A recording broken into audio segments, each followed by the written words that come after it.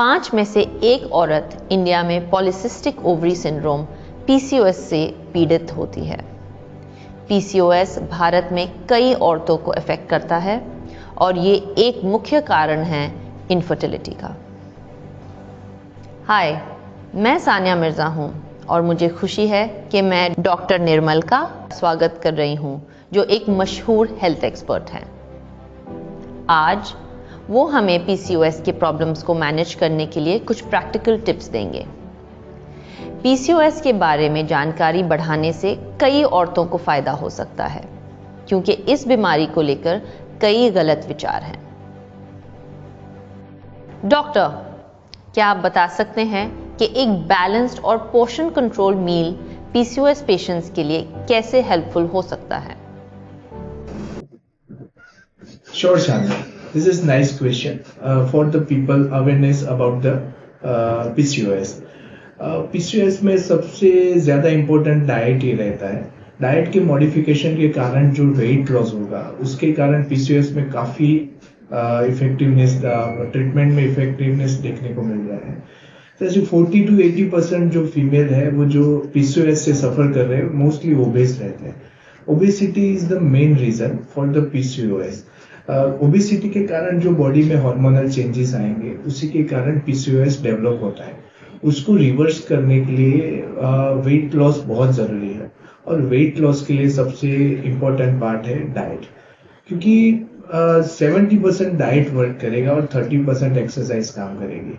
और diet modification में भी PCOS को सबसे ज़्यादा जो अफेक्ट कर रही है चीज़ है वो है कार्बोहाइड्रेट। कार्बोहाइड्रेट इनटेक आजकल के मतलब यंगस्टर्स में बहुत ही ज़्यादा इनटेक है।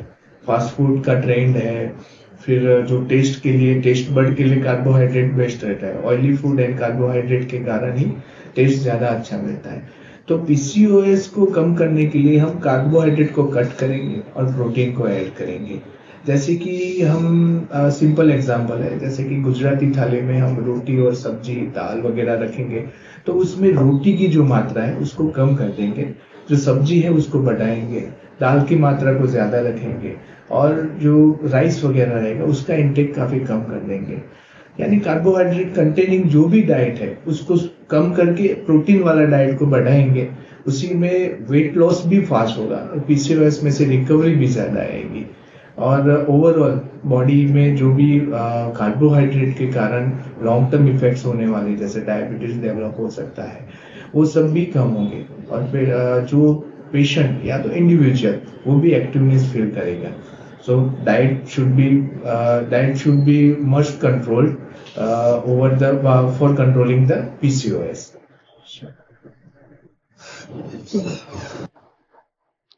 Thank you doctor.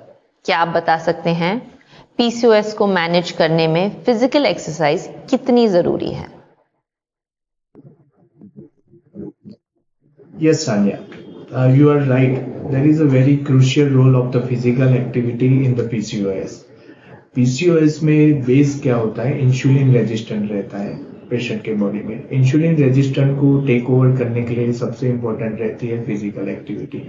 Physical activity से सिर्फ इंसुलिन रेजिस्टेंट कम होगा ऐसा नहीं है, उससे और भी जो भी मेटाबॉलिक डिस्टर्बेंस है, basically PCOS is a metabolic disturbance of the body.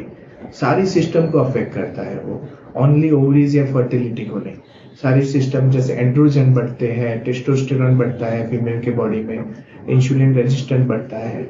ये सब चीज़ों के कारण हर्सूटिज्म, फिर स्किन ज़्यादा ऑयली रहना, एक्ने होना और स्ट्रेस बढ़ना, ये सारी चीज़ें होती है। तो फिजिकल एक्टिविटी ये सारी चीज़ों को बीट करते हैं। जैसे आप सिर्फ वॉकिंग करोगे, इवनिंग वॉक अगर हो सके, इफ़ यू आर मैरिड, तो पार्टनर के साथ वॉकिंग करने से काफ़ी स्ट्रेस कम होता है। उसके साथ साथ PCOS मैनेजमेंट में भी काफ़ी हेल्प मिलती है, स्ट्रेस और वॉकिंग दोनों से। एटलीस्ट आपको एक दिन में 2 किलोमीटर तो वॉकिंग करना ही चाहिए। अगर आप एक्सरसाइज कर सकते हैं तो 1 आवर का एक्सरसाइज सेशन मिनिमम होना चाहिए। इससे आपको, अगर आप कंसीव के लिए ट्राई कर रहे हैं तो भी फास्ट रिजल्ट मिलेगा, और अगर आप मेंस्ट्रुअल रेगुलरिटी के लिए भी वो कंसर्न है तो वो भी हेल्प करेगा। और सबसे इम्पोर्टेंट, आपको फिट रखेगी एक्सरसाइज, आपको वेट लॉस रखेगी, आपको शेप में रखेगी, इससे ओवरऑल कॉन्फिडेंस भी बढ़ेगा। तो पीसीओएस के साथ साथ एक्सरसाइज लाइफ के लिए भी बहुत जरूरी है। Thank you doctor. एक और सवाल, पीसीओएस पेशेंट्स को कौन से इंपॉर्टेंट फैक्टर्स रेगुलरली चेक करने चाहिए? यस सानिया, पीसीओएस है वो क्रॉनिक बीमारी, क्रॉनिक मतलब कि लंबे समय तक चलने वाली बीमारी, तो उसका मॉनिटरिंग जरूरी है कि हम जो भी चीज कर रहे हैं उससे पीसीओएस कंट्रोल हो रही है कि पीसीओएस बढ़ रहा है। और पीसीओएस ऐसी चीज है जो अपनी कार्डियोवास्कुलर सिस्टम है उसको भी अफेक्ट करती है। तो मॉनिटर करने के लिए हम क्या क्या कर सकते हैं, जैसे कि रूटीन चेकअप में हम अपने डॉक्टर से कंसल्ट करेंगे, तो वो अपने हमारा रूटीन चेकअप करेंगे, उसमें काफ़ी सारी चीज़ें मॉनिटर होगी, जैसे कि ब्लड प्रेशर है, फिर सिम्टम्स ऑफ डिप्रेशन या एंजाइटी ऐसा कुछ लग रहा है। और दूसरा, अगर गायनेकोलॉजिस्ट हमारा ओव्यूलेशन भी मॉनिटर कर सकते हैं। ये सारी चीज़ें मॉनिटर करने से हमको पता चलेगा कि पीसीओएस कंट्रोल में है कि बढ़ रहा है।